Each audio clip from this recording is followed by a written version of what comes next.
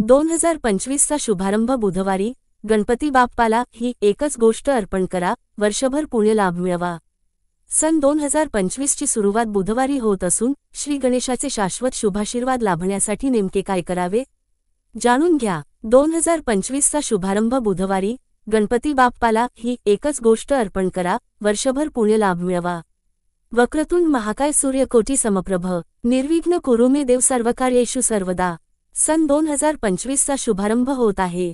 सन 2024 मध्ये केलेल्या चुका टाळून सुधारून नवीन संकल्पाची अंमलबजावणी करण्याची सुरुवात होणार आहे. इच्छा, अपेक्षा, आकांक्षा, स्वप्न, संकल्प घेऊन नवीन वर्ष 2025 सुरू होत आहे. अनेकार्थाने 2025 हे वर्ष विशेष आणि वैशिष्ट्यपूर्ण मानले जात आहे. सन 2025 या नववर्षाची सुरुवात बुधवारी होत आहे.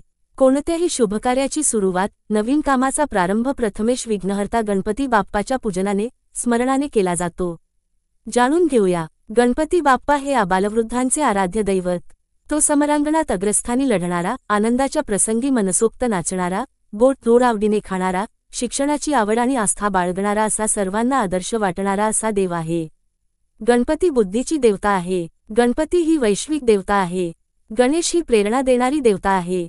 विविध कलांच्या आविष्काराने सर्वांशी खुला संवाद साधणारे आणि सर्वांना आपलेसे वाटणारे हे दैवत. पराक्रमी असले तरी कोपिष्ट नाही, तेजस्वी असले तरी तापहीन असे हे दैवत. यामुळेच देवत्व असलेला गणपती जवळचा आणि आपल्यातलाच वाटतो. बुधवारी केलेल्या गणपती पूजनाचे अनन्यसाधारण महत्त्व.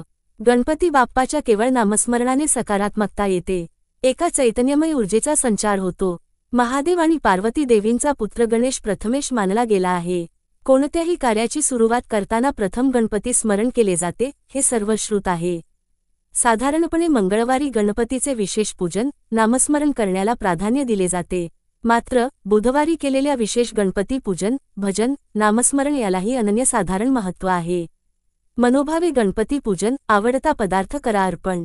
बुधवारी सकाळी लवकर उठून स्नानादी कार्य उरकल्यानंतर श्री गणेशाचे पूजन करावे. आपण दररोज करतो तशीच पूजा करावी.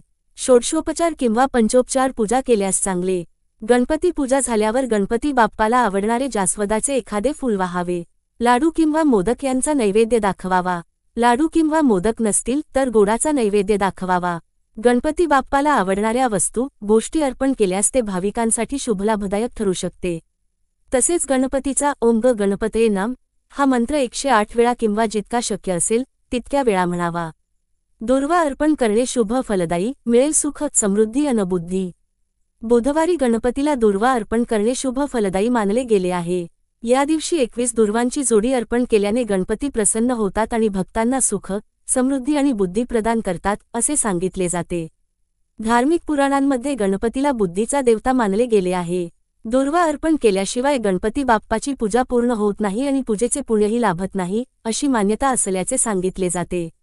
बुधवारी कराल बाप्पाचे पूजन, बुध ग्रह देईल शुभाशीर्वचन. ज्योतिषशास्त्रात बुध ग्रहाला वाणी, वाणिज्य, लेखन, कायदा आणि गणित यांचे कारक मानले गेले आहे.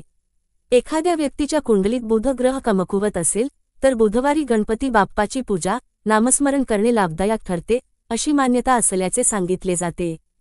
तसेच बुध ग्रहाशी संबंधित वस्तूंचे दान करावे. बुध ग्रहाच्या मंत्रांचा यथाशक्ती जप करावा. गणपतीला प्रिय असलेल्या वस्तू अर्पण केल्याने बाप्पा प्रसन्न होतो, असे मानले जाते.